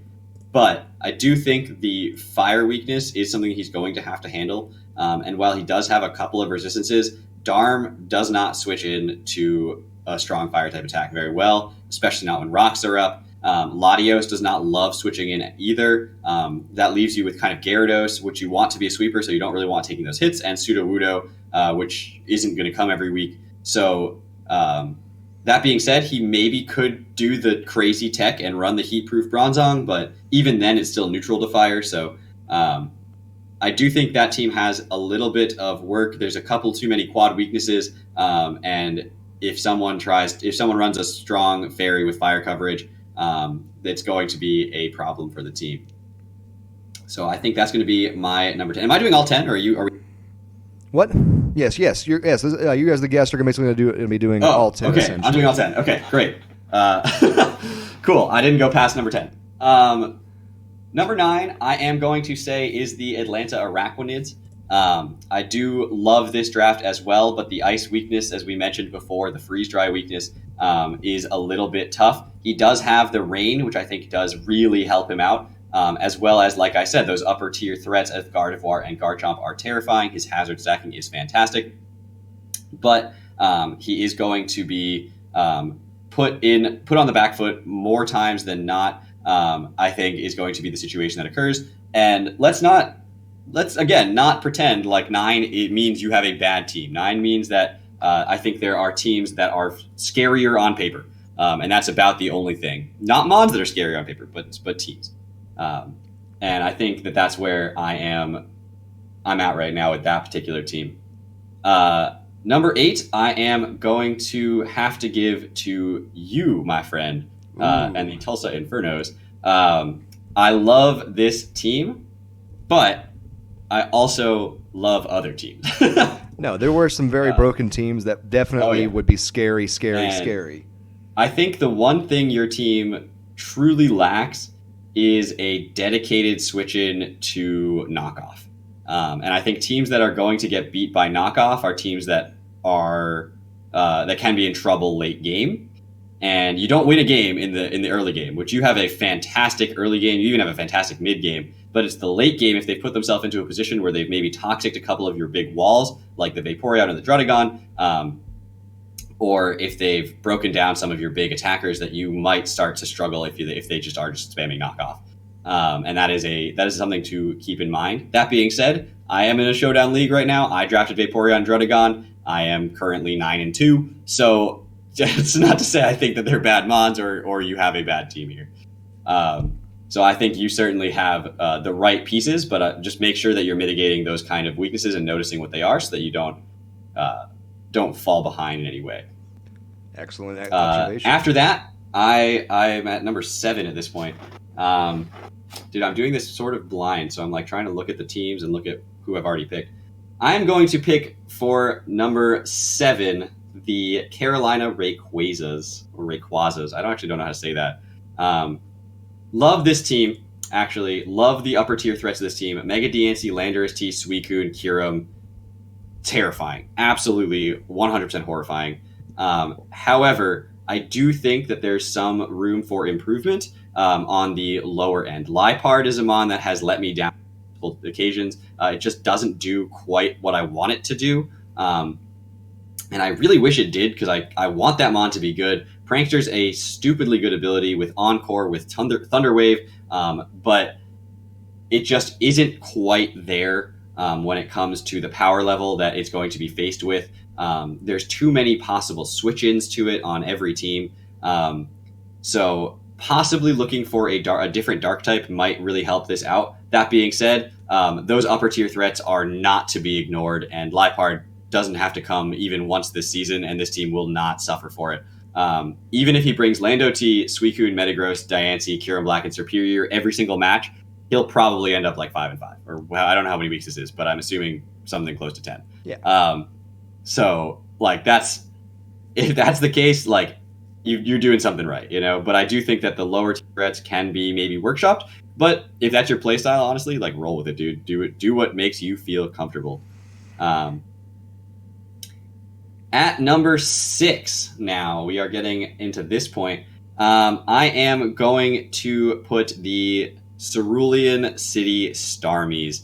And it's the team we were talking about last, and it's got some of the best specially offensive threats in the game and Tyrantrum. But that's the thing, is that its physical threats are limited to Tyrantrum and Mega Gallade, which do get shut down, or not shut down, but at least beat by strong fairies, which every team has. And the special threats, while fantastic, do lack the setup options outside of using Volbeat as that setup option to enable it. But that being said, Primarina will break you with Moonblast, or if it's not going to break you with Moonblast, it will use one of its other immense coverage options to break you in a water move, a grass move, a psychic move. Like, it's got so many options there. Setting up Toxic Spikes with Nidoking or Drapion is a great option, and he has great rockers as well in things like the Heatran or the Nidoking itself or the Tyrantrum. So I do think this is a very good team all across the... I just think that the physical options being beat means that it is something that can get shut down a little bit too quickly. Absolutely. All right. Going into number 5, I am going to have to say it's the Carolina Caterpies. He drafted a Caterpie, which means he has 10 Mons. But those 10 Mons are stupidly strong. The Infernape plus Clefable plus Scizor plus Meloetta, that's a team that you just don't want to have to face. And then Muck, being a defensive backbone, doesn't sacrifice any defensive utility, is fantastic. Knockoff on Muck. He can run the Recycle set. He can run like Recycle Curse. He could run an Assault Vest set depending on what he needs in a given week. That thing is phenomenal. So definitely a team to watch out for. And Porygon 2 is such an annoying Pokemon to break, which means that his pivoting options like Scizor, Meloetta, Nectric, and Infernape all have the defensive core they need to switch into in order to have those options be available. And he does have the freeze-dry option with Lapras, which I do think is something that his team definitely needs, because breaking water types is something that he struggles with outside of that. But he does also have the Clefable, which can Calm Mind into Thunderbolt and break water types eventually as well. So, and let's not forget that Latias is a pretty good breaker when it chooses to be. Absolutely. I am curious how many games he'll bring Caterpie to. If it's more than 2, like, wow. And if it gets more than 2 kills, then wow. I think that's how I have to phrase that. All right, number 4, we are going to go with the Euclid Espeons. Jirachi gets you number 4. That's it. In my opinion, if you are a lucky person, I am not a lucky person. Any of my, and I'm not going to plug them, but if you've ever watched any, you'll know I am not a lucky person. Jirachi, though, was on the team, the only team I've ever won a championship with. So there is something to say about that. And it flinched. It got a flinch, a very important flinch in the finals, and it ended up being a 1-0 victory, and Jirachi was the only thing left alive. So Jirachi wins championships, even if you are an unlucky person. But if you are a lucky person, it wins them even more convincingly. That being said, top to bottom, the double weather is interesting, but all of your mons benefit from both weathers, since the mons that appreciate sand, things like the Jirachi, things like the Excadrill, also don't like fire type attacks that Pelipper can block them from having to deal with too excruciatingly. So if you want to run a Mold Breaker Excadrill with Rain, that is certainly an option for you. Additionally, your removal is really, really solid. Flygon, Pelipper, and Excadrill all are things that can run very effective removal. And I do think that the Bibarel will be a dark horse this season, and get a few wins under its belt just by existing. It switches in, it clicks Swords Dance, it's at +4, and then it just kind of Life Orb Aqua Jets you to death. And that thing is an underrated threat. And since the only other mon that I've noticed, at least off the top of my head, at first glance, that has the fighting type priority is the Infernape, which doesn't want to take a hit from a barrel anyway. It's going to be, that isn't on this team, obviously, since Breloom was drafted by him, which would be your best switch, which would be anyone's best switch in Tuba Barrel. Definitely a good choice there to have paired with it instead of allowing it to be somebody else's. All right. Wow. That was a lot of talking. If you want to go say something real quick before I jump to the top 3 so that I can have a sip of water. No, absolutely. Like I said, at the end of the day, guys, understand this. These power rankings are basically first impression power rankings. They are not battle ready rankings. These are rankings that basically based on, could a newborn baby take this team and take it to the playoffs? And that's what we're basically basing this off of. This is not this team has garbage stuff. This team is too specific. That's what we're basically saying. This team is a specific set that not everybody in the world could just pop into this team and be able to take it to the playoffs. That's essentially what he's ranking this off of right now. Is this a team that somebody who anybody, any play style could take to the playoffs? Not so much is this a team that is the best team around. This is a team that basically his rankings are based off of the idea of, can this team be taken anywhere and still be effective and don't care? And that's kind of essentially what he's basing these rankings off of. I'm sure it's at least what he'll say when he gets back over here. But I appreciate everyone's intuitiveness in the stream here. We have the Baltimore Rufflets, Atlanta Araquanids, myself, the Tulsa Infernos, Carolina Rayquaza, Cerulean City Starmies, Carolina Caterpies, Elucid, Eclid, SPI. Obviously, I need some more. I need some more cocaine. But anyway, Goldoa, is that basically what you would say right there? That it's more or less based on who could just take this team from start. Like, could anyone basically come in as a replacement and be essentially a good coach with this roster, or is it? Oh yeah, I mean that's a huge part of it. Not to mention, but that being said, like I liked the way you said that it's not to rank a coach. You know, I don't know anyone's playstyle in this league. And if you drafted a team that fits your playstyle, that team is number 1 in the power rankings for you, no matter what.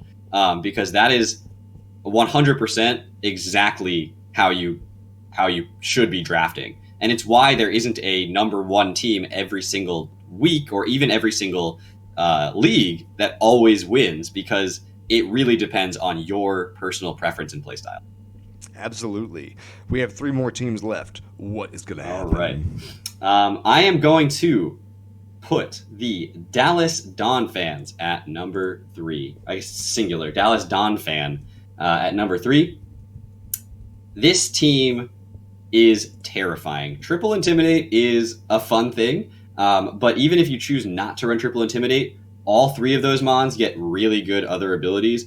Arcanine running Flash Fire, so the Celesteela doesn't have to deal with the Fire-type move. Salamence and Mightyena both being able to click Moxie, get Moxie Boost is fantastic. Miltank is a phenomenal rock setter. Dawn Fan is amazing, both hazard setting and removing. And then you've got Veil as well.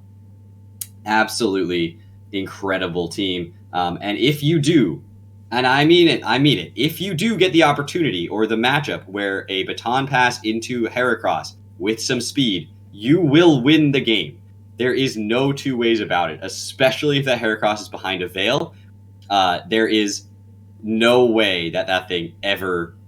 It does not falter in the face of a physically defensive mon.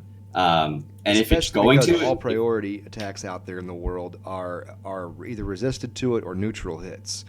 And that's the thing about Except for quick attack from Sylveon. Correct. Yes! Yes! But honestly, I do think the defensive backbone of this core, as well as mixing that with the offensive options that this has, is phenomenal. I think Rotom Mow is an underrated... I think all the Rotom forms are fantastic, especially the ones that aren't weak to rocks. It's just an amazing piece of removal, amazing momentum gainer. And Jolteon and Rotom Mow, you may look at that and say, wow, you got two electric types. They don't share a weakness. So honestly, I don't think that's a problem. And what he has is two mons that learn Volt Switch that can just Volt Turn all over your team. So definitely really solid top to bottom. And Veil is just such a good move. And if you put a Veil, even if you don't speed pass into Heracross, if you put a Veil in front of that thing and it gets... Is it first turn Mega required? Yes, it is. Okay. So you can't get a Moxie boost with it. But I was going to say, if you put Veil in front of a Heracross and that thing sets up a Swords Dance, like, good luck. Or a bulk up or whatever you want to, like, good luck breaking it. It's just gonna roll through your team. Quagsire being unaware means that nothing on his team can be set up fodder at any point. And then he does have good priority options in the Ice Shard from Donphan, in the Sucker Punch from Mightyena, in the Extreme Speed from Arcanine, Ice Shard from Ninetales if he really wants to run it. So definitely fantastic team build, and top to bottom very scary. Almost every mon on this team has multiple builds that they can run with, which I think is an undervalued piece of draft format. But you're going to see it in all three of these top teams. Absolutely. Okay. Number 2 is, in my opinion, the Texas Tornadus. And I think this team I have a bias towards.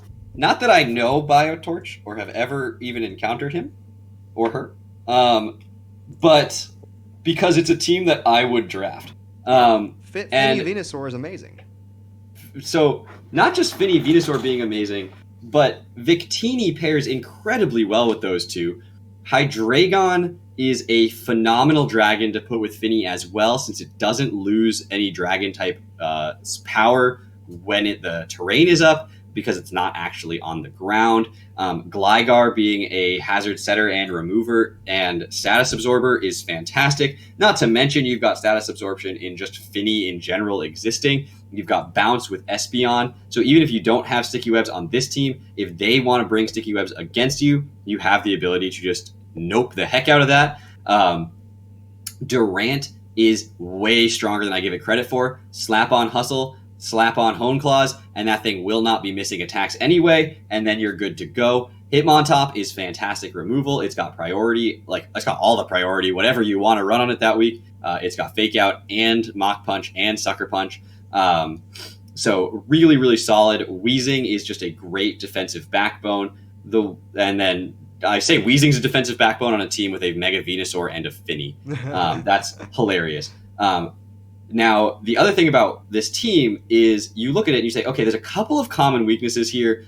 He's got the Wheezing and Mega Venusaur, which are both poison types weak to Psychic, but Hydreigon, Espeon, Victini, Durant, and even Ditto, usually Psychic-type Pokemon, are going to be not doing much to themselves, are really, really good options against those kind of attacks. He's got just answers to every kind of weakness on his team. Victini is being this team, it's rare that you find a team with only one ground weakness. And yes, if there's Mold Breaker coming your way, then maybe you're going to have extra ground weaknesses, but since most of his mons off the ground are Levitators, but it's rare that you find a team with only one ground weakness, and this guy's figured out a way to make that happen and not sacrifice any power. So kudos to you. These mons are mons that I love personally, and I think they synergize incredibly well together. But that being said, this is also my play style, so I may have boosted the team a little bit for drafting a team that is almost identical to a team I would/have drafted in the past. No, absolutely. Let's be honest. I was saying it even myself earlier in the stream. This is probably the best firewater grass core in the draft. Oh yeah, but let's not ignore the Steel Dragon Fairy core that's going on there either. True story. True story. Way more offensive Steel Dragon Fairy, but it's still incredible. Durant being only weak to fire, Hydreigon not caring about those kind of attacks, and Finny not caring about those kind of attacks. Like it's a well drafted team all across the board. And he actually, according to this, has like some points left over if he does want to make a transaction if something is available that he wants. So his team actually even has room for improvement somehow, which is kind of crazy to me. Absolutely. All right, and that leaves only one team, so I guess it's no surprise at this point who it's going to be. But the Houston Rocketots, which, by the way, also champion team name for this league. That's my choice for best team name here, which is of course the most important honor you could obtain. Absolutely, it doesn't matter what your record is, as long as your team name and logo looks fleek. Oh yeah, then you are really the true champion. But this team is the one team that I looked at right from the start that had a very clear plan in drafting and executed it.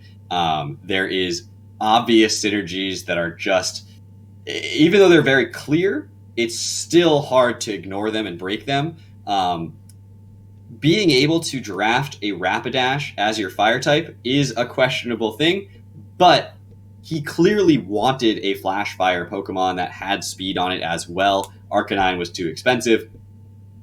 Fortress Rapidash is actually a fantastic core, and Rapidash switching in on a fire type attack aimed at the Tangrowth is also an option to get it in. It has the speed and the coverage. I mean, it gets Wild Charge and Drill Run and Flare Blitz, so it's not like it's helpless when it does come to a matchup. His hazard options are fantastic. His removal options are really solid, and he's got some knockoff. He's got some spammable moves like the Hurricane from Mega Pidgeot, like Hyper Voice, 1,000 Arrows. He's got just a great variety of top tier threats. And honestly, if Zeraora got you, team would be even scarier. Just that much scarier because yes, you can technically shut down his Volt Switch with a ground type from the Zeraora, since it doesn't really get any good ice type attacks. But that being said, okay, you switch your ground type in. What's he going to go into? Is it Tangrowth? Is it Mega Pidgeot? Is it, like a flying Silvally? Like, what is he going to switch in on that ground type attack that you are going to throw his way? Even Slowking, just going to shrug it off in a minute anyway and not care. He's got Intimidate with Scrafty. I mean, this is a team. And it's a very, very clear plan, executed well, with threats top to bottom. You have to prep for at least 9 of these 11 Mons any given week, and that is a good, well-built team. And let's just not ignore Parting Shot. Nobody drafted Alolan Persian, which I find somewhat surprising almost, because these days it seems that it gets drafted in every single league. But Alolan Persian and Silvally being the only 2 viable Parting Shot users, and Alolan Persian not being drafted, means that Silvally is it. And Parting Shot is a great move. And Parting Shot is super scary, and also, but more than that is that Silvally gives you the opportunity to bring 18 different types, and that's one thing I love about it, is that it has the ability to be, okay, my matchup this week sucks against this one type of attack. Okay, let's go ahead and buff that up a little bit, and that's one thing I love about it. Oh yeah, and not only does it give you the ability to do that, but it also, if you don't need to bring that kind of set, like I've seen people bring like Silk Scarf Silvally, with Swords Dance, Flame Charge, and Double Edge, and just suddenly you're like, okay, I'm really trying to like play into like, oh, it's probably Steel type Silvally, and he pops that out, like, all right, I'm just gonna do an extra like, I'm just gonna kill things, and that's just such a key aspect of this game, is that unpredictability. Draft League is all about having variety in your sets.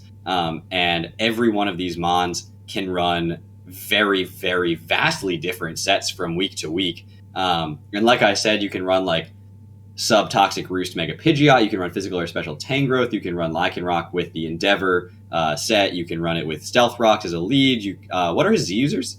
His Zers on his roster are going to be, I believe, one is Zero Aura, and the other, let me see right here. Probably Zygarde? It's blah Could be blah like blah. It is Zygarde and Zero Aura. Okay.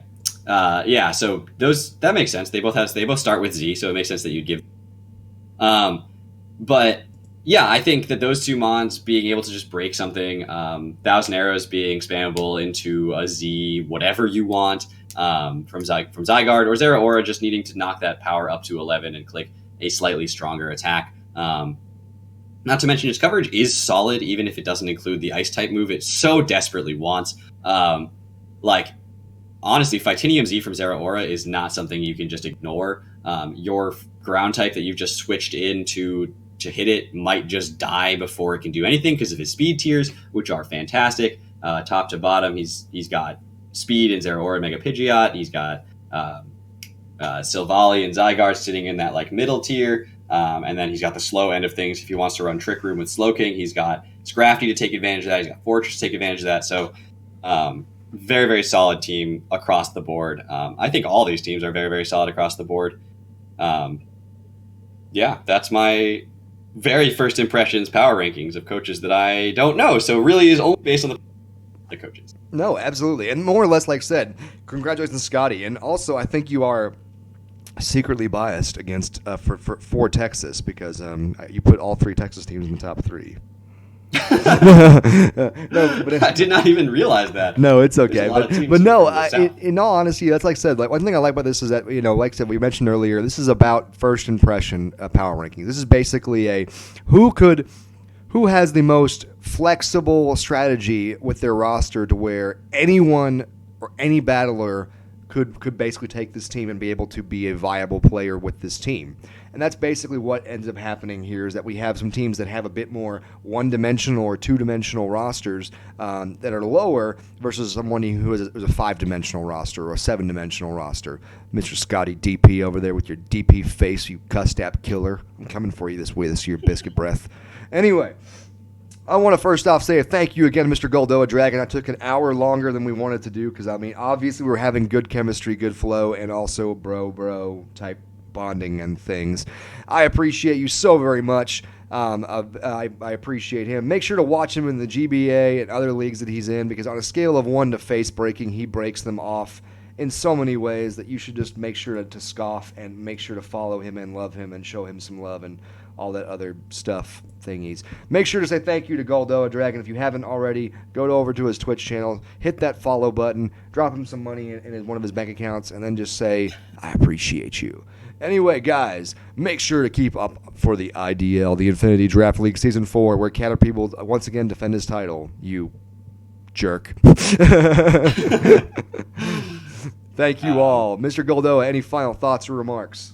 No, I just want to say thank you for having me. This was super fun. I really enjoy this kind of thing. So, and I know I'm a talker, so what are you talking about, talker over there, man? No, it's honestly, it's a lot of fun to have somebody who has good chemistry, has good flow, but also, more importantly, has good thoughts, and occasionally makes it to where it just, I would much rather have a stream that goes longer than a stream that's just sitting there and it's like endless dead spots of, here's a nice team. That's good. I don't know. All right. I mean, there's like, I like that mon. Yeah, he's got some speed. Got some speed. I was just, I like Silvally. It's okay. I usually run fairy. Thank you so very much again, Goldoa. I appreciate you in so many ways, man. This guy is on a scale of 1 to cool. I want to get this guy a swimming pool. Have a wonderful day, pimps and pimpettes of the world. You guys rock so hard. Keep out and always steal the kneecaps. Bye, everybody.